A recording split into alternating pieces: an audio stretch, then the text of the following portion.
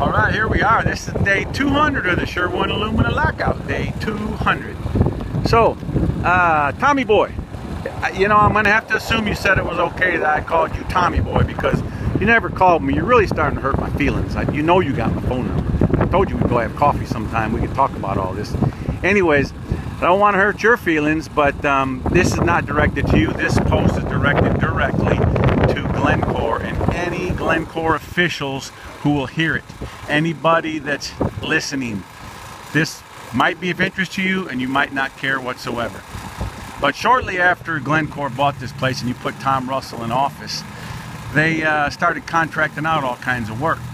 Now, you were very, very concerned about bringing the cost down in this plant, and you're going after the workers' wages, which is really blowing me away, because we can save you millions upon millions of dollars just by giving the work back to us. We have one, I got a few for instances here. I don't have all the different ones, but one of the ones I know of for a fact is the angle valves. And a while back I found out how much the angle valves were costing to be rebuilt. So I approached one of your head top dog engineers and I told him, do you realize angle valves are costing around $1,000 a piece to be rebuilt? Well, he didn't believe me, and he went and did a little research, and he seeked me out in the plant, and he found me in there working, and he wanted to let me know that I was wrong. That on occasion, those valves come in at $600 a piece.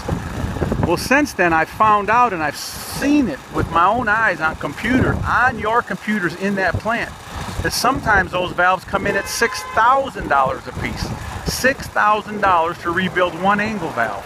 So we know the variation is from 600 to 6,000.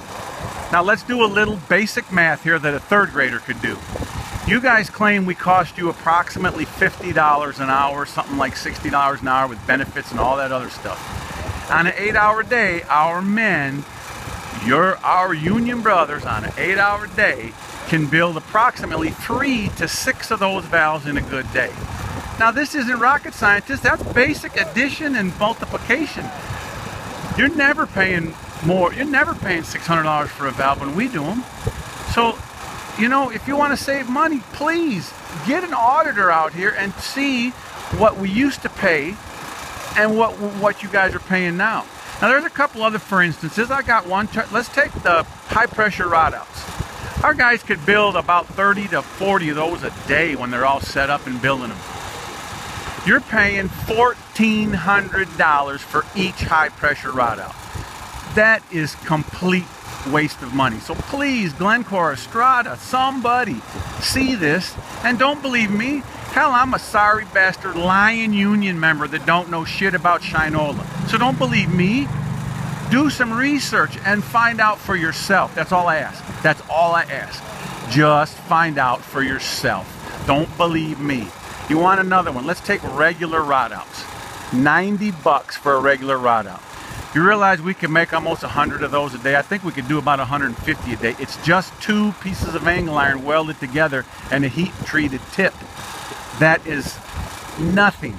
You're paying 90 bucks a piece. You see, these things go on and on and on. This list never ends.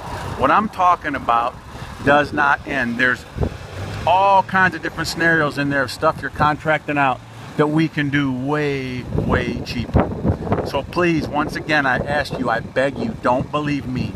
Don't believe one of these union guys that you believe are a bunch of sorry people. I know you hate unions, but forget about the union. Get that out of your brain for 1 minute. Just think. Do a little math. Do a little research. Find out for yourself how much money Tom Russell is wasting. Then, you know, every single bit of equipment we had in that plant when we did the optimization and we rented all brand new equipment and got rid of the old equipment, you know, they sold every speck of our equipment out the back door for pennies on the dollar.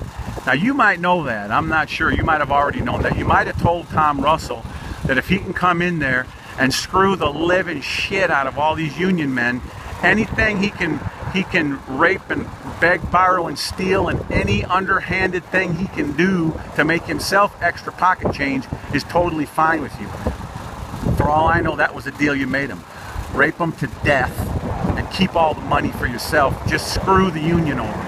That might have been what you wanted in the first place. I don't know. But what I do know is every piece of our old equipment went out the back door for pennies on the dollar, and somebody got a bunch of cash in their pockets. It wasn't Glen Core xstrata though. Anyways, that's a little bit for y'all to think about. Pray to God that somebody high enough up in Glen Core xstrata does get to see this post, and just for kicks, just for shits and giggles, does a little research and checks it out and sees if I'm telling the truth or not. Just for the sheer hell of it, for no other reason, I beg you, see if I'm telling the truth or not. All right, till my next post, you got a little homework to do, and talk to y'all later.